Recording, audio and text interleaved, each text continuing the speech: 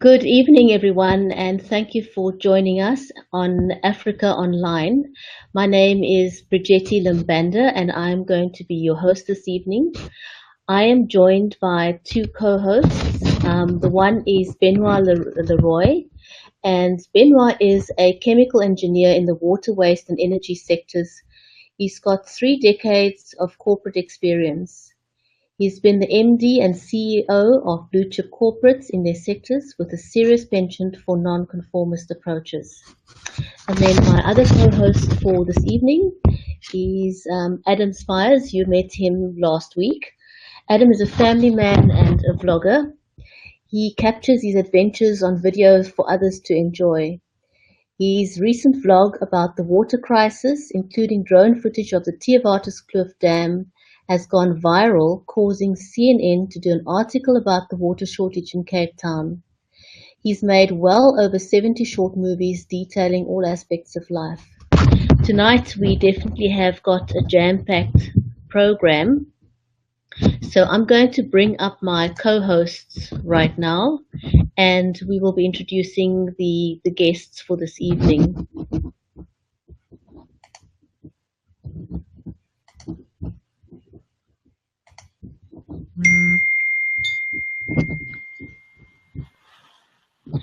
Benoit and Adam, welcome to the show. Before we get started, I'm going to ask all of you who are watching, please share the broadcast. The aim of our broadcast is to inform and empower fellow citizens. So please share out the broadcast with your network or your circle of influence. We aim to provide information that will help all of us make good choices. We want to disseminate information from people on the ground so that all of you get the real story of where we are at. And we welcome people to come forward with solutions. And this evening, we definitely have got a jam-packed show offering solutions.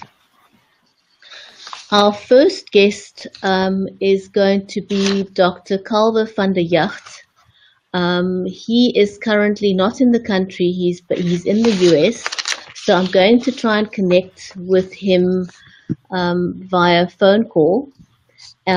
Just to give you a brief synopsis of his background, Dr. Calver van der Jacht is an attorney from Colorado.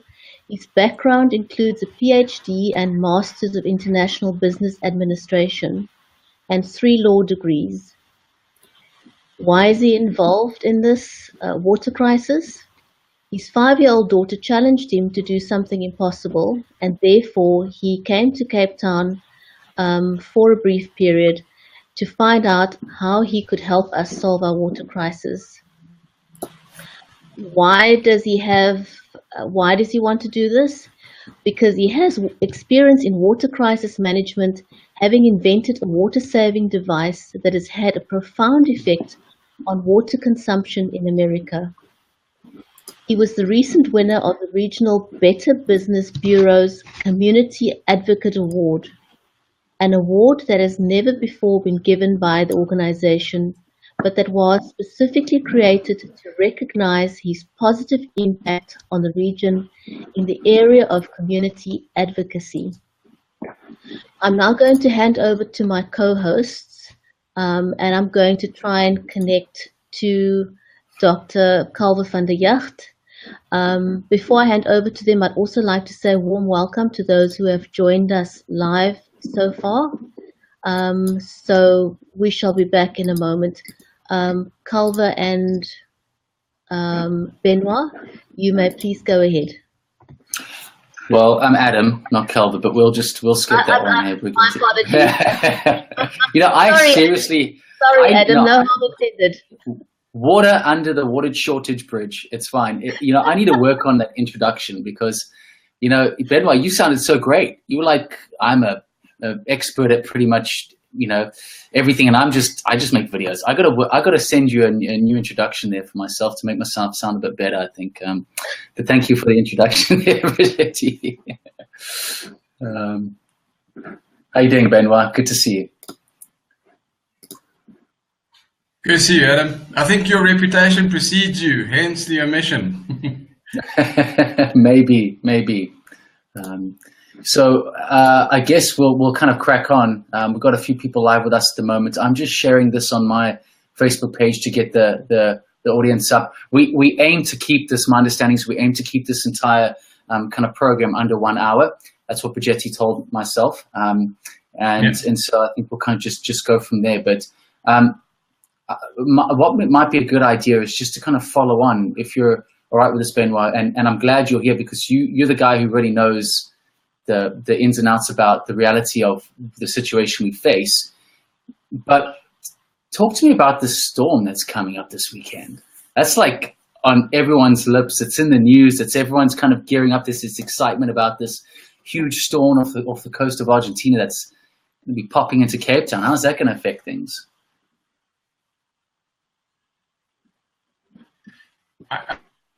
Starting, but the reality, as we had in Gauteng earlier on this year, is that the first two vicious storms, where we had up to 80 millimeters, did not hit the dams. So the first few storms, if they've got 20 to 40 millimeters, are probably just going to soak the ground and have minimal impact on the dam levels. So whilst it's good, it puts demand down, I think, to an extent. Humidity up, so it helps with evaporation, but it's not the silver bullet yet. We're going to need some continuous rainfall for a while, and in Gauteng it was the third one that actually started getting down to the Vaal Dam, and it was, I think, 60 or 80 millimeters in 40 odd minutes. But the ground was soaked, so no silver bullet, I think. Jeez. That is crazy. Well, and that's kind of been the understanding that I've gotten as well, is that this is great that we're having this, but hold on, Benoit, it looks like the feed is gone. We've got a couple of people complaining that the feed. Yes, the feed. I'm going to just get something else here to plug in, but the feed seems to be a little bit slow. Okay, well, let's just check. I want to look and see where we're at. Okay, I'm getting a live feed, so let's just move ahead with this. There you go, guys. To hear you. I'm getting a live feed. There we go. That's okay. So basically, the storm is good. Oh, you just put some headset on, maybe?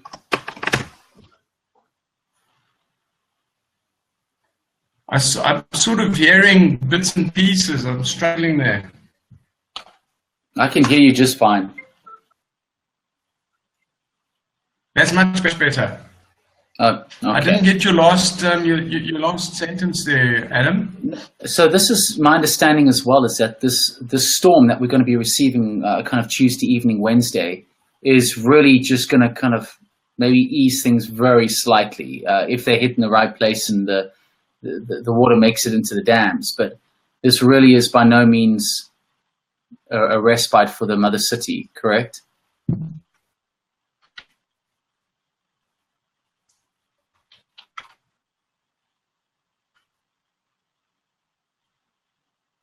You still with me, Benoit?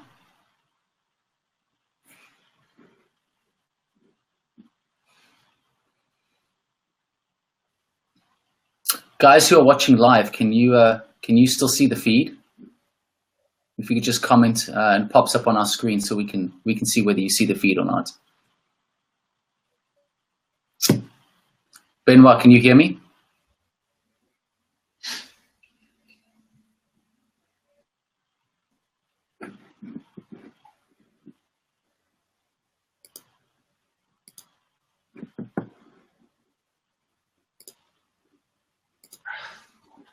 Okay.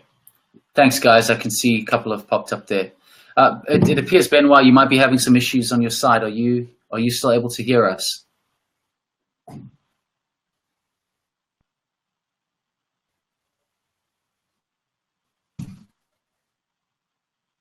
Maybe not. Yes, I think his Wi-Fi is slow, Dylan. Normally, I'm the one guilty of that.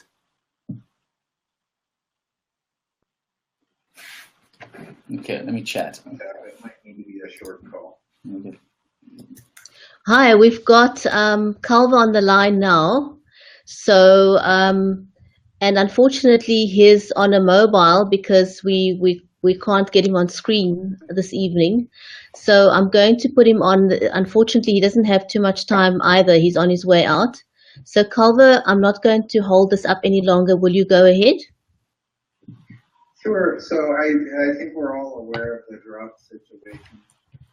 This isn't really a drought issue as much as it's a water shortage issue from my perspective. And in my week in South Africa, just to catch everyone up, I went there with the sole task of trying to figure out what was going on. I have a water saving invention that happens to be a leak detector for toilets as well. And I was trying to get the water saving set up as much as I could to slow the impact of running out of water down. I didn't think I would have much of a difference that I could make, but I thought at least I could save many schools enough water to slow it down just a little bit. But more importantly, what my product was able to detect was a very serious leak in South African toilets. And when I say very serious, I mean very, very serious. But it's very undetectable as well, unless you have the right piece of equipment. So what's going on is there's basically a system-wide leak that is somewhere between, 0.0125 liters per minute. And I found a lot more near 0.06 liters per minute. The way the toilets are made there causes the leak to be somewhat undetectable. There's an overflow valve which dispenses up water in a way that nobody can see it, and it's there to make sure that if a valve gets stuck on, that the valve doesn't flood your bathroom. Well, when a toilet overflows, if you will, it seeps over the edge and it sneaks that water down the back of the toilet where you can't see it. The problem is, I think I've found that at least 85% of the valves that I tested are leaking. And they're leaking very, very small amounts of water. But when you add the 85% together, and you just take 4 million toilets with that same leak across Western Cape, you're talking about an easy determination of what's killing your reservoir. It's mathematically calculated. So let's pretend for a second that cumulatively we're talking about a 10-meter hole in the wall of your dam, and that's basically what we're talking about when we're talking about all of these 4 million leaks put together. Each one microscopic and very difficult to detect, but when you put them together, you've got a very serious problem. Can I ask a quick question? How big is that? How big would that equate to in the hole in the dam? Can you say that again, please? Gosh, I think you guys ought to get a mathematician on this, but let's say it's a 5-meter hole, and I'm really far off. I mean, that's a plenty big hole, guys. Yeah. I think it's more like a 10-meter hole in your dam. And what I think has happened here, it kind of tweaks me up to think that somebody might have done this intentionally. But so I don't really want to go far down that path, but let's call it a manufacturer's defect that's not just South Africa wide, but apparently I'm finding, let's put it this way, there's a way to build a valve that covers up the problem and makes it invisible. And about 95% of the valves that are sold in the United States today, in our stores today, have your design in them. So, I mean, to say I'm alarmed is the understatement of a lifetime. It hasn't hit us yet, or maybe it has. I haven't been here long enough to test the valves here. But obviously California nearly ran out of water last year, and we were doing everything and anything to stop our dams from running out of water, including pouring balls, including changing all of the aerators, including swapping out toilets, whatever we could do to stop it.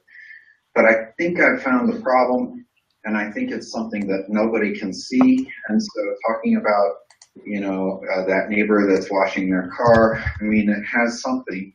I mean, of course, every little bit counts, but let's talk about the 10-meter hole in the dam first and shut all toilets off. I think all toilets should be shut off at the valve, all of them. And in poor areas, they don't even have a shut-off valve, and those are the worst leaks that I was able to find. How many toilets did you test in total? Well, I mean, you can just calculate it out. If we pull out our calculators real quick and we say 0.06 liters per minute, okay? Everybody, if you've got a calculator, pull out a calculator. Put 0.06 liters per minute. Now, put 60 minutes to get to hours, and put 24 hours to get to days. Multiply that number, okay, by 4 million toilets in Western Cape. Okay, are you starting to get the picture? Does anybody have a number up? Hold on, let me count the zeros. It works out to 345 million, 345.6 million liters a day. A day. Okay, now let's talk about multiply that by 65. Yeah, I multiplied it by how many days in the year. That's I don't know. Can I just interject? I think numbers can be very dangerous because I've yet to see many leaking toilets in my circles, and I'm the only guy in the water business.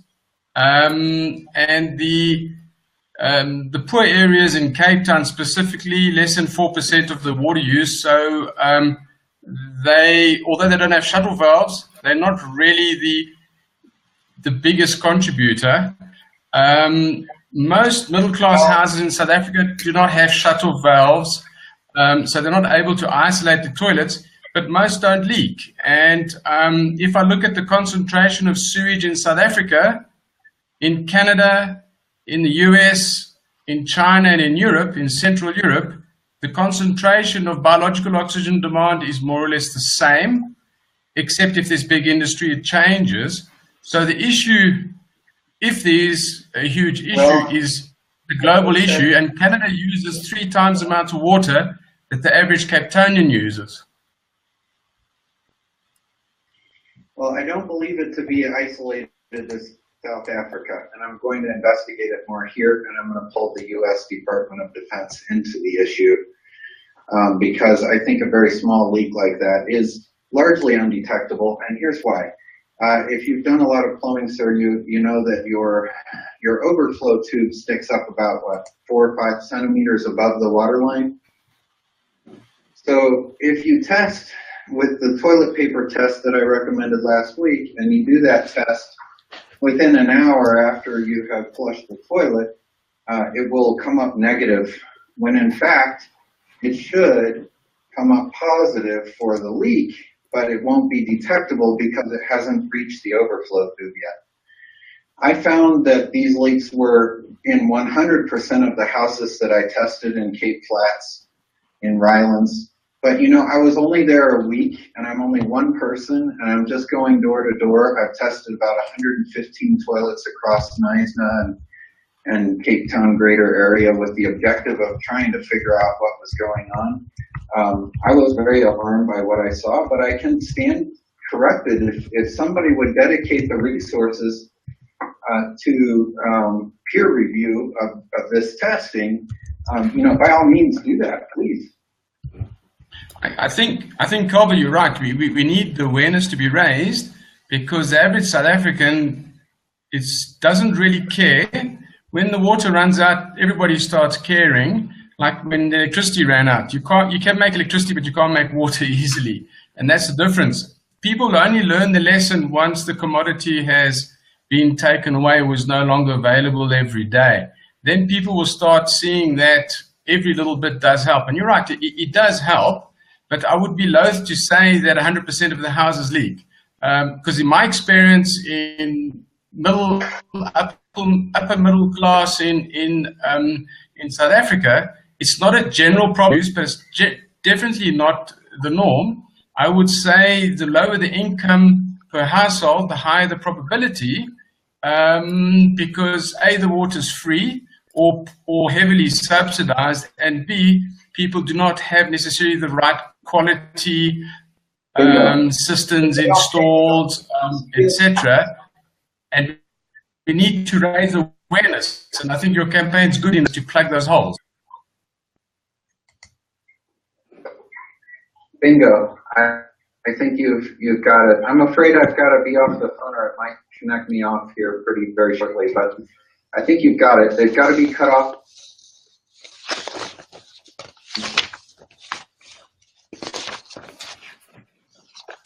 You've got it in the bag, guys. I think you're going to be okay. Thank you. Thank you, Culver. Thank you for joining us.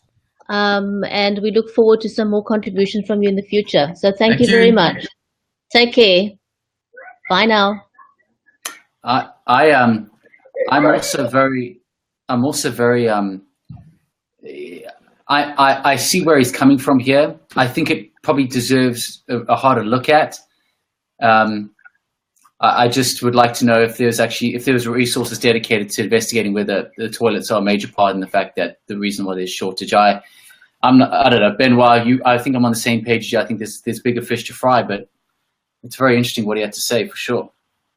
Yeah, you know, I think maybe a campaign by some hardware groups in our country, there's only a few control most of the market, would do good to have some competitions with some freebies and the likes, and that could increase the awareness campaign whilst bringing in sales, you know, on their side, so people, you know, people have an incentive to look at it, you know, in the entire country.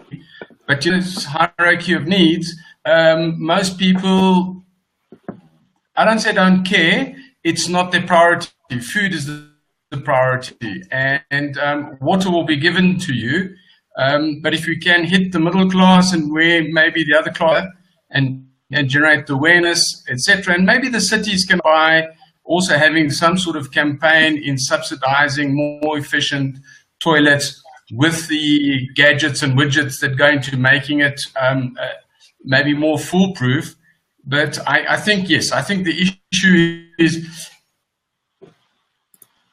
a lot bigger, but every little bit does help, yeah.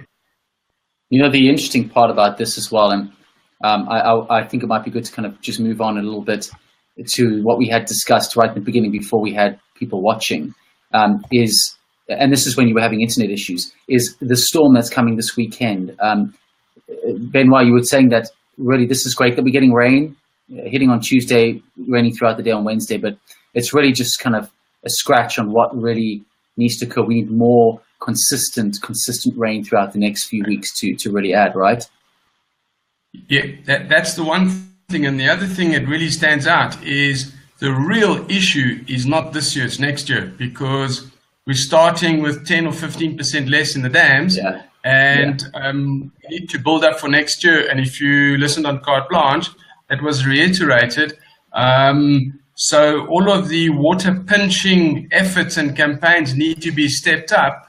The restrictions will stay probably for another 3 to 5 seasons if the rains get better. If they don't, it's going to be an ongoing thing. So we need to start planning for next season. And it'll be interesting to hear from our colleagues, you know, in the agricultural side, because they use 60% to 65% of the water in the country. And without food, we cannot bother about drinking anything. And without water, we can't make the energy that we need to process the food. So I call it the water, food, energy nexus. And that nexus is coming to roost, and it's roosting in the Western Cape. So the knock-on effects are are really quite important. And the City of Cape Town gets the second bite of the cherry. The first bite is agriculture. I think, gentlemen, we need to move on. We've got a jam-packed schedule this evening. Next, I'd like to bring up Emil Russ. He is going to address the issue of desalination. Emil is the contracts manager of GrahamTek. It's a Cape Town-based desalination company with over 20 years of global experience. GrahamTek is currently consulting on 4 of the largest desalination plants in the world, is Saudi Arabia, with a global project pipeline of over 500 million liters per day. So I'm going to bring up Emil.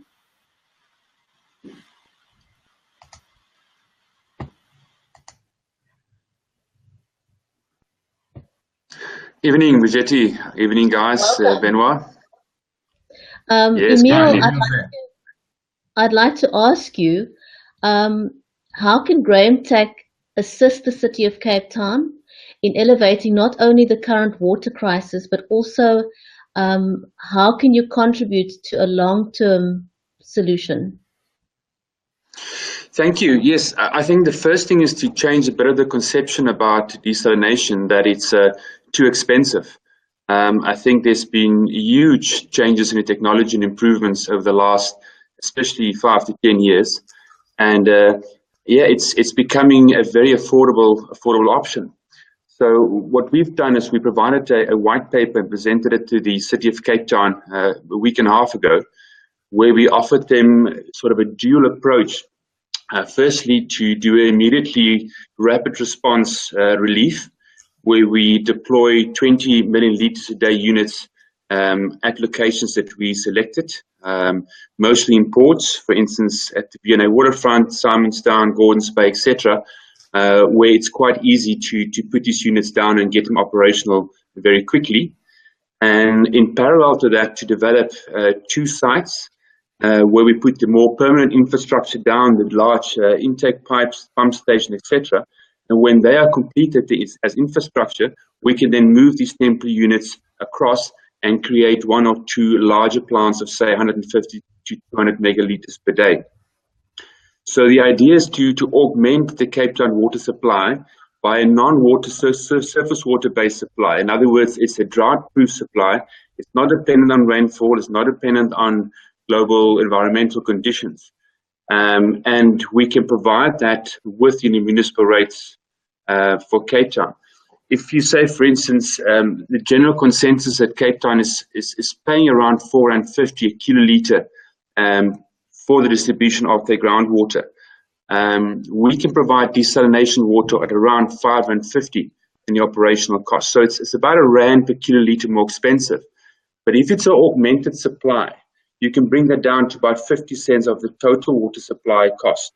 And I think in a situation like this is really something to consider.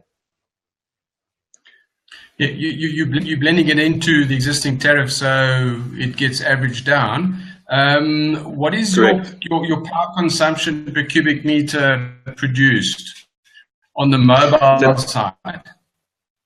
On the mobile side, we're probably looking at around 3.2 to 3.8 kilowatt per cubic meter. We're working on obviously more energy recovery technologies, but that's probably more or less the range we're looking at. The other advantage to our proposal to the city of Cape Town. Hello, sorry, we broke up a bit there.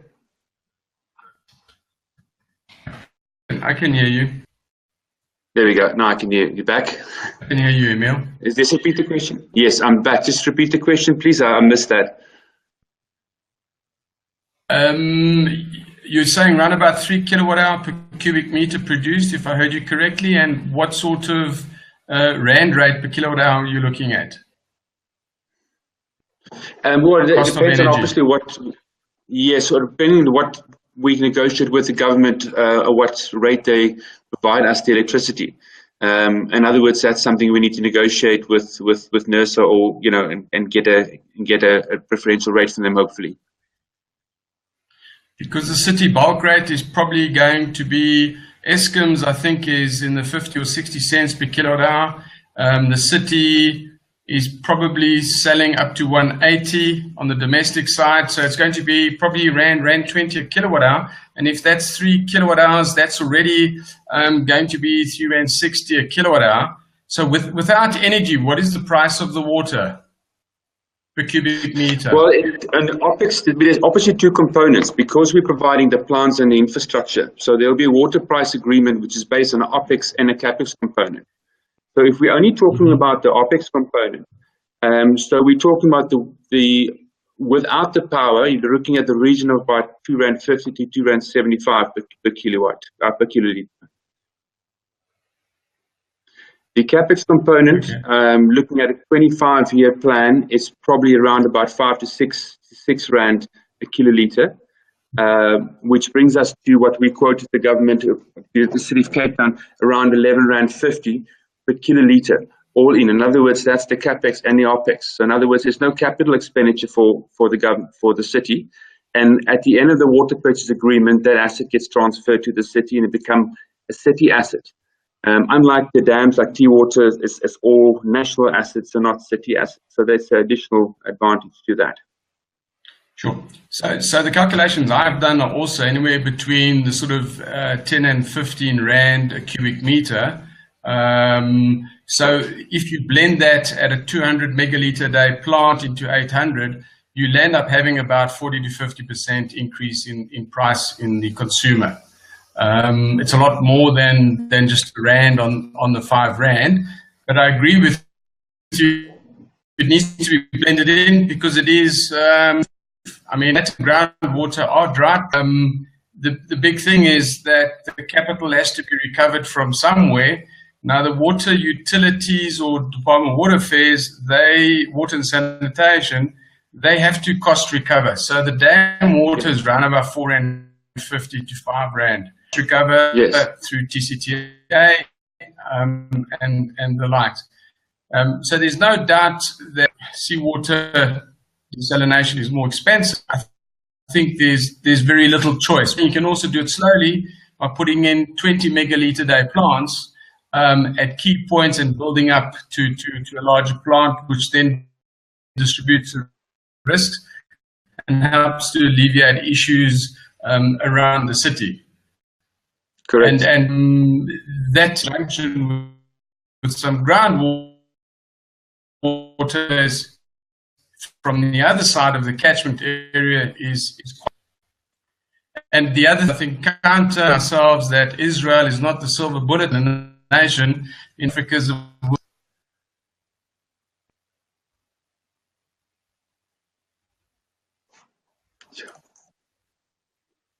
Can you hear me, Emil? Yeah, I've lost my connection there again, but yes, the last one I heard is Israel is not the silver bullet. There we go.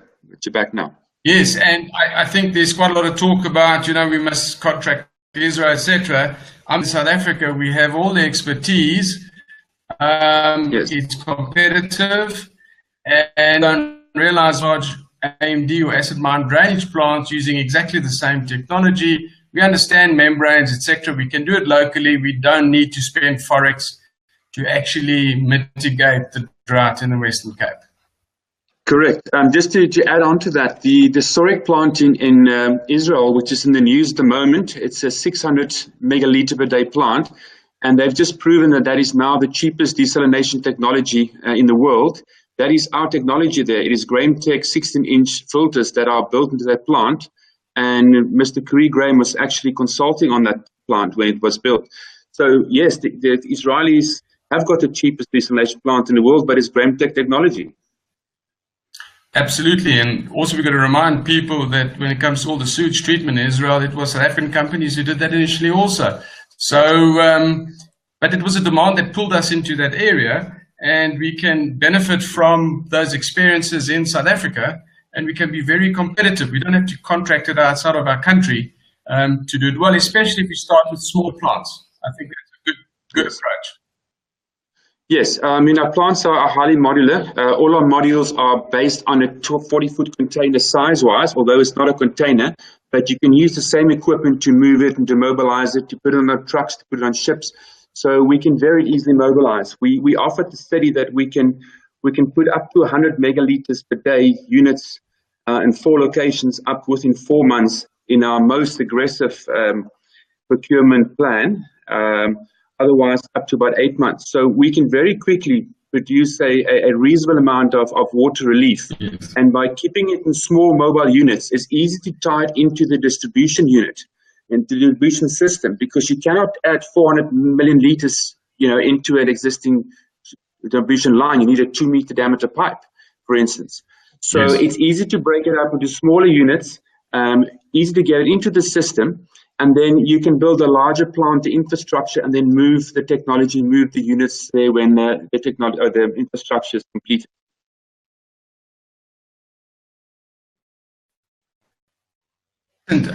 Waived, but have those been discussed where they can be expedited due to the smaller plants, smaller impact, smaller footprint? So the EIAs, would those be accelerated for water abstraction licenses, public participation, and the likes? Has that been discussed with the city?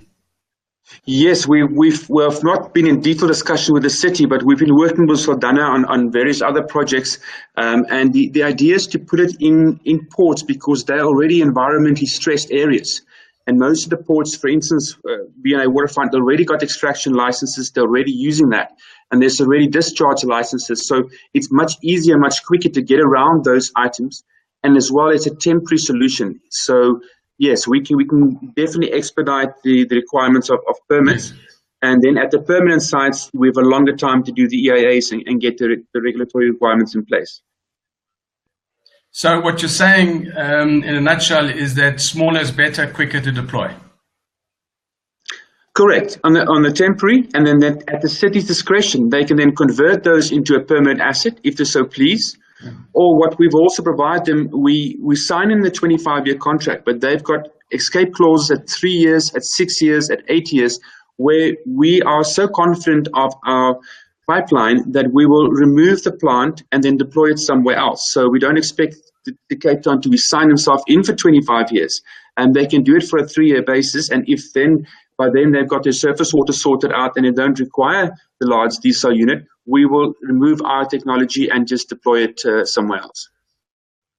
Okay, I think that's good. So it's not necessarily a long-term concession. There are some cop-out clauses, some flexibility. Yes. And it's a lot easier locally. You understand the local environment. Absolutely. Sounds really good. It sounds really good. 4 months is going to help for next year's crisis, I think, because this year's crisis is temporary. Yes. It's just worldwide. The sooner you can convince the city, the better it will be. And I think good situation. Yes. I mean, the concern is that worldwide there's such a huge water shortage that the requirement for and the ask and the demand. Yes, now I can hear you. There we go. We're back on. Hello. I think we've lost Benoit there for a moment. I'm not sure it's on my side or Benoit's side.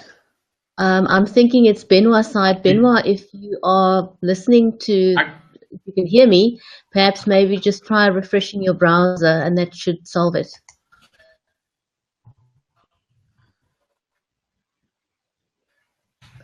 I can hear you. There we go. Now. Are we back okay. on? Now I can hear you. Back. Yes. Okay. Yeah. Sure. We need to wrap up. Are there any last points that you'd like to make before we move on? Yes, I think worldwide desalination is increasing exponentially. As you can see, even a lot of the equipment is getting very scarce to locate. But it is a growing business. It is a business that's becoming a reality for many countries. And I think we're there. I think we're there that we need to seriously look at desalination as a way to augment our water supply.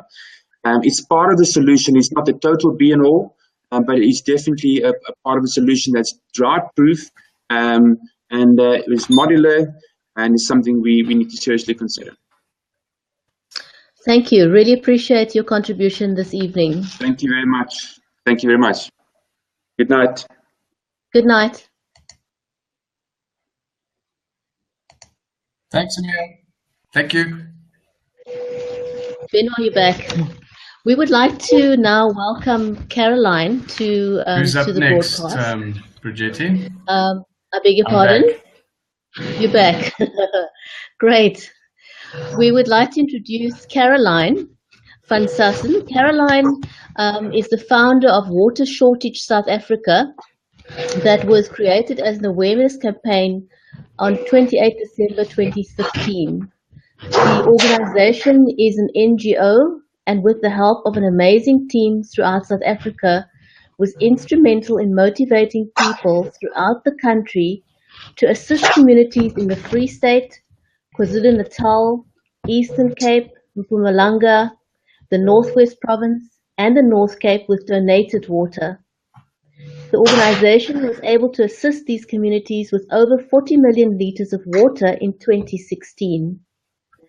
Water, time, labor, money donated by the people of South Africa to their fellow men and women in this country.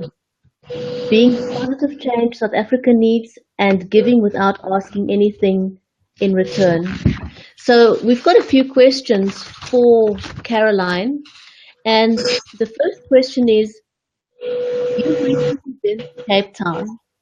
Now, when you visited Cape Town for the last 10 days in May, what was your experience about the community and the way in which we are currently dealing with the water crisis? Good evening, everybody, and thank you for inviting me to join the show. The 10-day visit in Cape Town was quite an eye-opener. When I wasn't in meetings, I was walking around the sea point and everywhere in Cape Town where I could get to the normal community, people on the street. And the feeling that I had was some do care, and then there's a lot of people that says that they don't know what's going to happen to them if the water runs out, and then there's that small group of people that just feel, you know what, we'll worry about it if the water's not there anymore, which was quite disturbing, because when you are facing the possibility of being without water within the next 3 weeks, then you start making provisions long before the time. So, yeah. That's correct. And then, what do you think are the possible long-term solutions that you think the city of Cape Town should be looking at? At this stage, the desalination plants is definitely a go. We need to look at alternative resources to supply the water, especially in Cape Town and even all over South Africa, our coastlines. And then staying in Sea Point, I noticed all the fog coming in the morning. Cape Town community can actually definitely look at harvesting that water that's coming in from the sea as well. And if you run out of water, if you only get a liter of water from that fog, it's more than enough to support you for the day, to keep you alive for the day. Other solutions is they will definitely have to look at implementing more reservoirs and water treatment plants. Instead of flushing all the sewage into the sea, recycle it, have it cleaned in water treatment plants, and then sent back into the city again. Okay. I also noticed online, you know, on the Facebook communities, that you were voicing how upset you are at our city council withholding information from us. What was that about? Brigitte, it was not just the City Council, it was the Department of Water and Sanitation as well. Looking at the percentages that they proclaim being in the dams, it differs from what COCT was telling everybody, and from what the electronic boards was telling everybody, and then what DWS was telling everybody. And that actually causes quite a confusion within the public, because who do you believe? And that upset us quite a bit because, you know, you have to be truthful, especially in circumstances like this at the moment where it's dire, where you've only got a few days left. Or be transparent and tell them what is the real scenario waiting for them. Absolutely, I couldn't agree with you anymore. Now, my next question is, while you were here in Cape Town, you also had a meeting at Parliament. Are you able to tell us what that was all about and what the outcome was? I managed to meet with Mr. Leon Basson, who is the Shadow Minister for Water and Sanitation for the DA.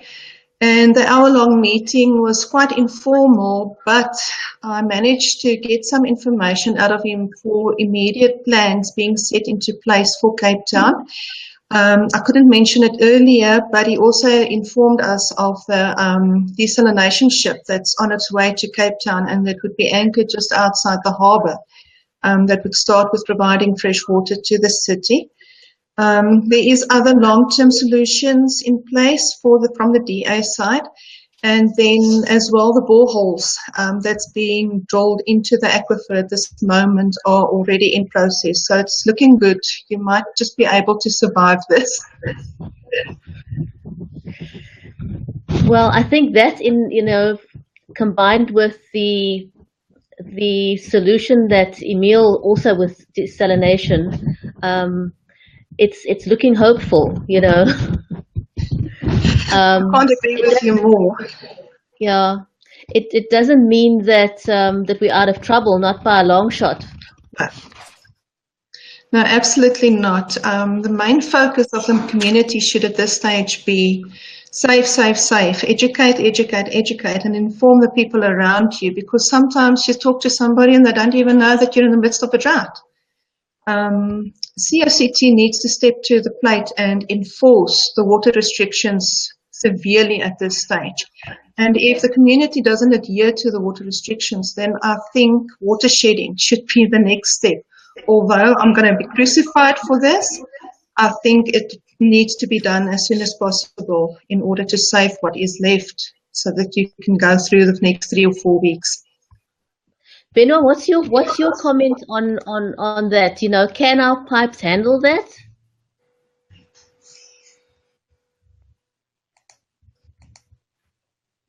Are we frozen? I don't think he can. I'm not sure whether he can hear me.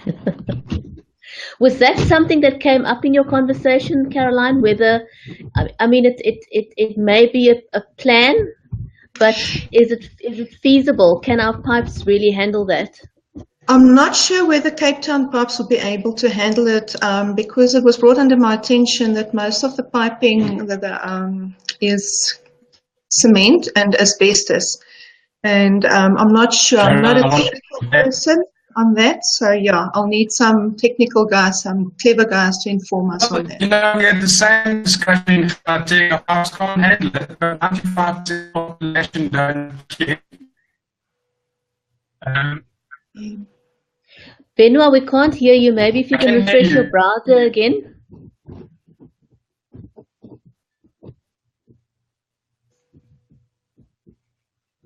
Okay, we can't hear you, Benoit. Caroline, is there anything else that you'd like to add for now? No, not for now, but just I'm praying for you guys up here. I'm hoping that storms that's heading your way is going to fill up the dams. If not now, the next ones will definitely do. I definitely hope so too. And thank you. And thank you for joining. We really appreciate your input.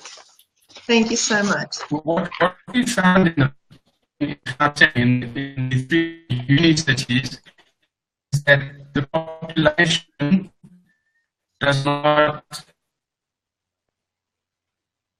Okay.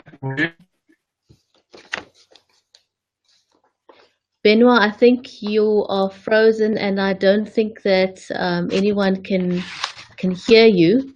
So for now, I'm going to introduce our 2 farmers, our other 2 guests, because they are going to give us a first-hand account of what's happening on the farms right now. Benoit, it looks like you're back. So I'm going to bring up, first of all, Burger.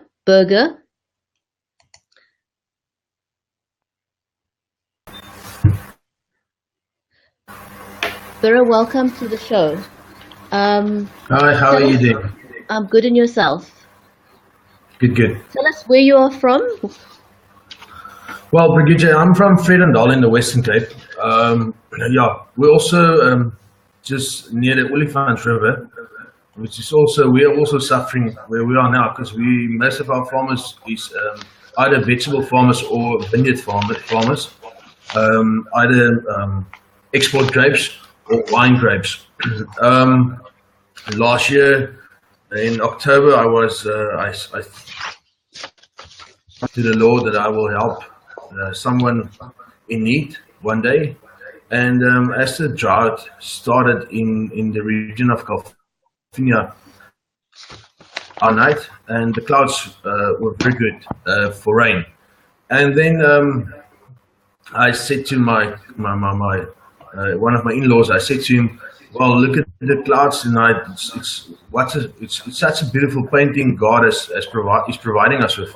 And then he said to me, yes, it's time for the Lord to provide paintings on the ground and not in the air.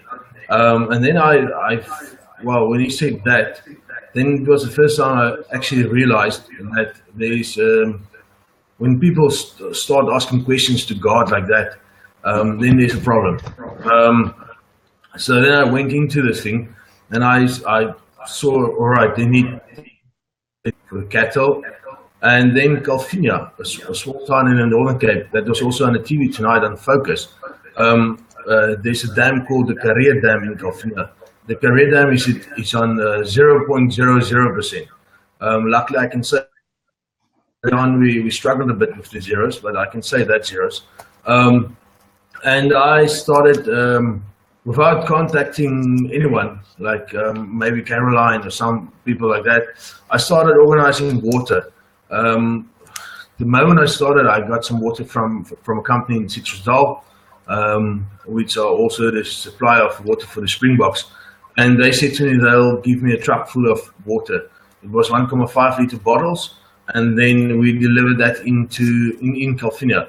And that bottles was handed out to the people in the schools because while it's in the school term, there's no water in the taps every now and then. So then they needed the water. And then I started doing all the food for the sheep. I met a guy, we're actually like brothers at the moment, Andre Steenkamp, I think he's online as well now. And I started working with Adrian van Wyk and Andre Steenkamp and guys like this in Calvinia. We started a group called Calvinia Noord, and people started donating money into this account for us, and we started buying either food or we got trucks. We paid for the transport of the food. Sometimes people just donate us some food for the sheep, and then we pay for the transport. And how many loads have you been able to deliver of relief to the farmers? Since we started about 3 months ago, we did our 94th truck on Friday. And that is not only to Calvinia, it's to Willison, Calvinia, Pofadder, a small town called Pofadder in the Northern Cape, Bitterfontein, Springbok, also up in the northern part of the Northern Cape, there's also a small town called Eksteenfontein. We delivered food there. Tomorrow morning we're delivering food at Soetwater, which our brothers from AfriForum have sent us down. So we're delivering that to the farmers around Soetwater, which is also a very small farming community.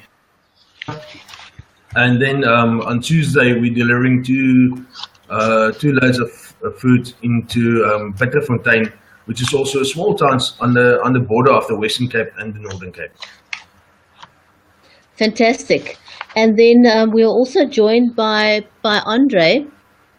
Andre, tell us where you are from. I'm from Calvinia, but I'm living in Citrusdal now.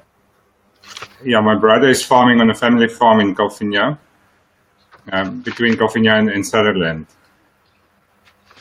Okay, and Yeah. Go Yes, ahead. sorry.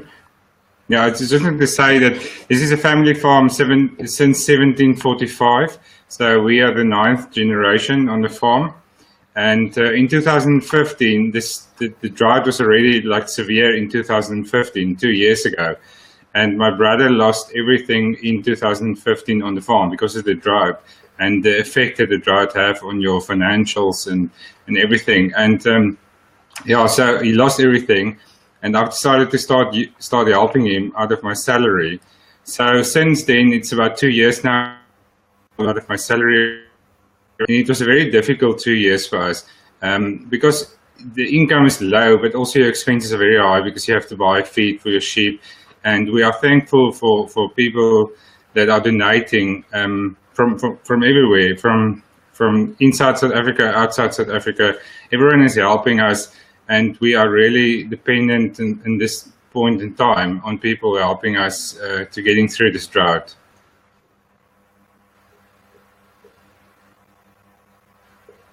And how has the expenses impacted you personally?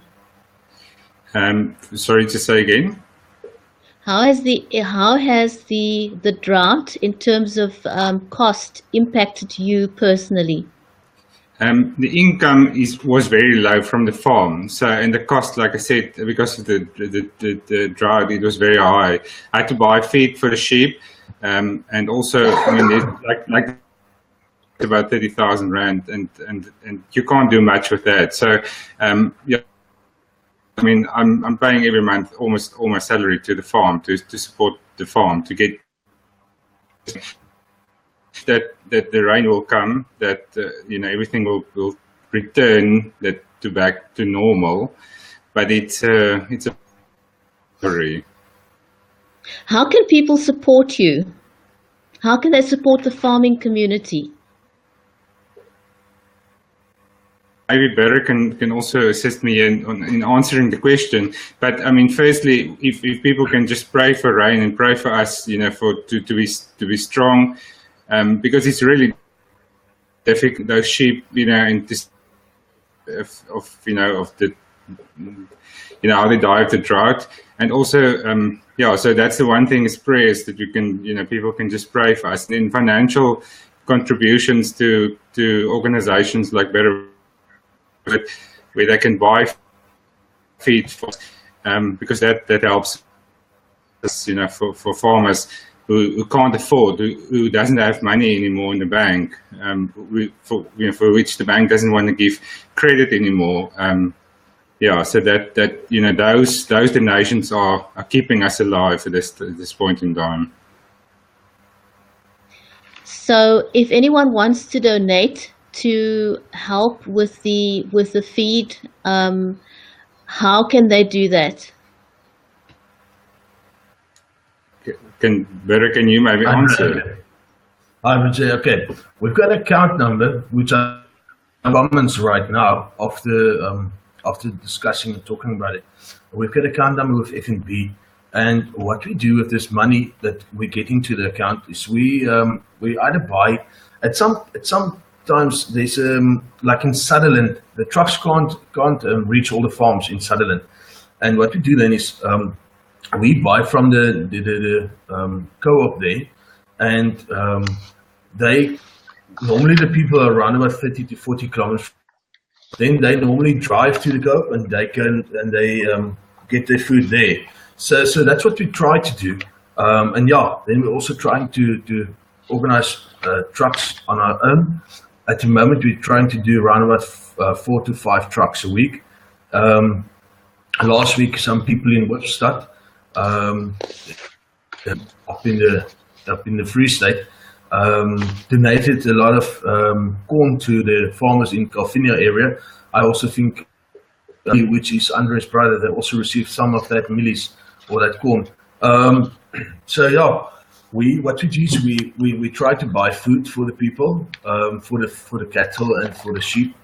As I say, we're also trying to, normally a truck costs us around about 6,000 to 8,000 rand here in the Western Cape, from Malmesbury in the Western Cape, say to Calvinia or Bitterfontein, or one of that towns. It's normally around about 6,000 to 8,000 rand. That is what it costs us at the moment. Okay. Gentlemen, thank you very, very much. It was good to hear from you personally, and I think everyone who wants to contribute can definitely find the details on your Facebook page. Is that correct? I see you've also posted it there. Yeah. Yeah. Is there anything that you'd like to ask people in closing? Yeah, if there's people who want to email me, they can email me. They can either email me or Andre. Andre's email address is also very, very easy. It's Andre. I mean, I even can remember it. I think it's andresteenkamp123@gmail.com. And my email address is bure@twobrothers.co.za. And if there's any schools, what we're trying to do this coming Tuesdays, we are having some schools doing either we call it a Civi Day here, where they go to school with normal clothes and they pay R5 or something, and then they donate that money to our fund. So if there's people or teachers listening to us right now or watching us, they can also get involved in that way. Okay, fantastic. Gentlemen, I'd like to thank you very much. Barak, keep us posted. You've been great by posting videos and comments on Facebook to keep us informed of what's happening. So please, may I ask that you keep doing that. Thank you very much. Thank you very much. Thank you also for the time you gave us. You are very, very welcome. Appreciate that you came on. I think I've never. Benoit, are you able to hear me now?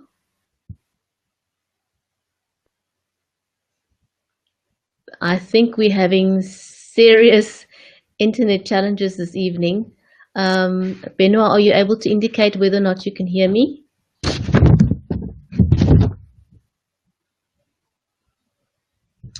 I think we are frozen, so I'm going to ask you to please refresh your browser again. Seems like we definitely have internet challenges this evening.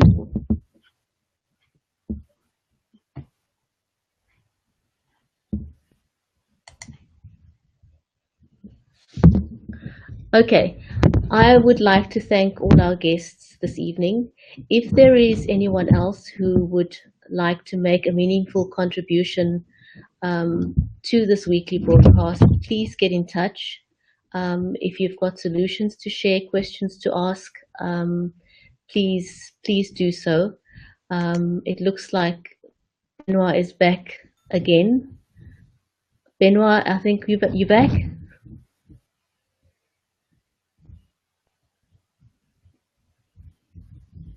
No. We are, unfortunately, looks like we're having some serious internet challenges.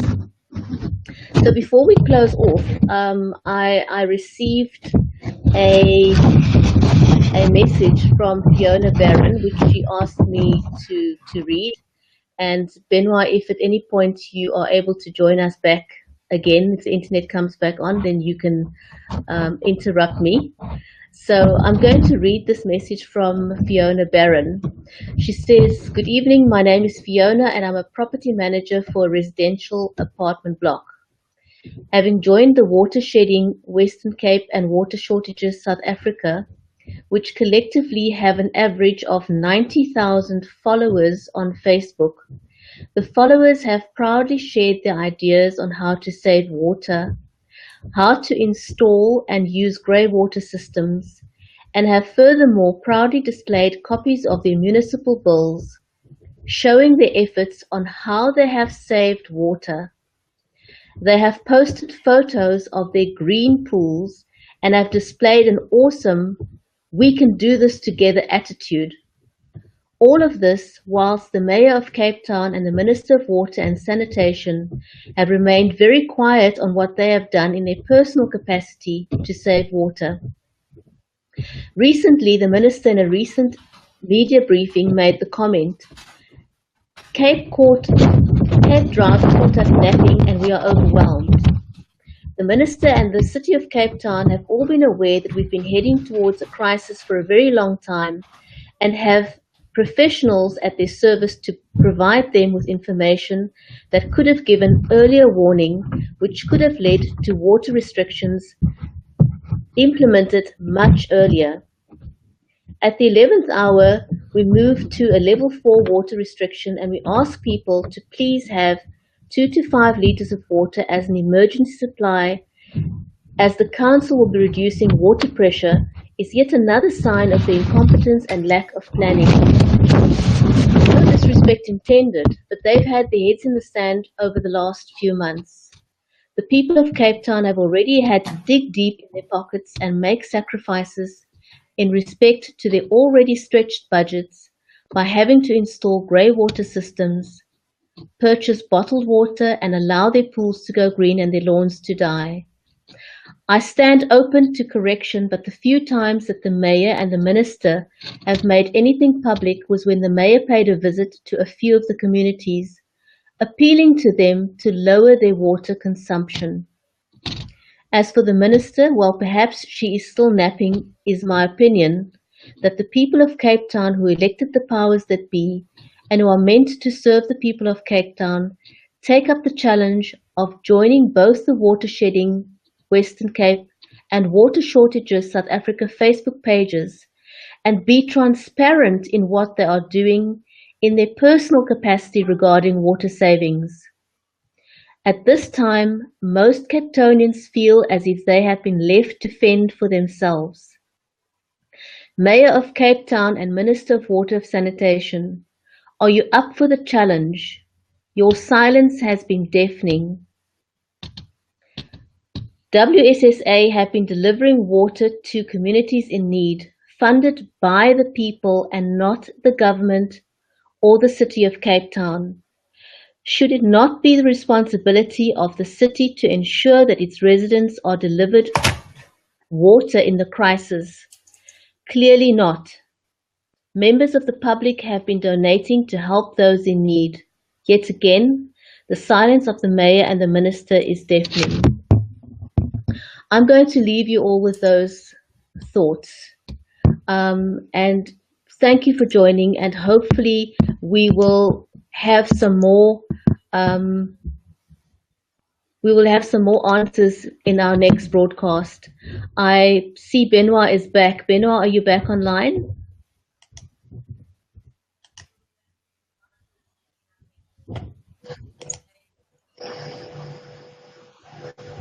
Yes, Caroline, I brought you back in. I've been online, but I couldn't hear anything. Couldn't hear anything. Okay, it looks like you were able to hear the conversations at least. Do you have any final thoughts in wrapping up? From my side, yes, people, we need to educate each other, and we really need to take this whole situation serious in saving our water, not just for now, but for the long term as well. Population explosion is going to put a lot of pressure even further on our water supplies, and then industry, everything. It's just going to get worse if we don't start making plans now. And yeah. Changing our habits, reprogramming our lives. Sorry, oh, dry mouth. That's coffee here. We need to organize coffee in the studio. I think that's probably one of the biggest challenges. You know, we've been used to having water on tap so readily, freely, for the better part of our lives. You know, this is all new to us, and it's basically reprogramming our habits. You know, old habits die hard, but we don't really have much of a choice now, do we? You know, we have to reprogram ourselves pretty quickly. We are forced to. And you know, I want to thank you for what you've done. It's a lot of community work. it's it would be great if we got more help from the powers that be, but failing that, we need to come up with solutions ourselves. Yes, Craig, unfortunately, yes, where I stay, we still got a bit more water than you guys, although Middelburg Dam is only on 68% at the moment, and you won't believe it, we are still restricted to level 3 water restrictions in town. Wow. And that is one thing that I think most of the towns all over South Africa, cities, should think about, implementing water restrictions when you reach a certain percentage in your dams to make sure that it's going to last you longer than what you guys are now experiencing. I'm still failing to understand why the water restrictions were only implemented so late. I mean, we knew we knew we had a problem for a long time. Why wait until the 11th hour until we get restrictions? I think if we go back on the stats, even since 2006, your annual rainfall has been dropping yearly. And they should have started to look into it and started implementing those restrictions, say around about 2009, 2010 already, and enforcing it. Not just letting it be, because a lot of people just think, oh, well, it's restrictions, but it's raining every year, so the dam levels are staying a bit more constant than usual, but so on. But, really, we need to enforce those things to make sure we have ample supply. Yeah. I don't know, I mean, how does one enforce it? And how does one enforce it everywhere? Yeah. Being with Water Shortage South Africa for the last 16 months, in the beginning it was just getting water to communities and drought, supporting communities, helping people to survive. It's actually changed quite a bit. I got more involved with information coming my way through municipalities and mismanagement, incompetence, etc. So I think if we get more educated people back into municipalities, more concerned citizens in towns, we might be able to enforce those kinds of procedures in future. That's my thought on it. We can only hope, can we? We can. I think we've lost Benoit. I think so too. Yeah. I'd like to thank you very. Sorry. Benoit, if you're still there and you can hear us, would you mind just explaining the pipe situation of Cape Town, if it would be possible to do water shedding in town?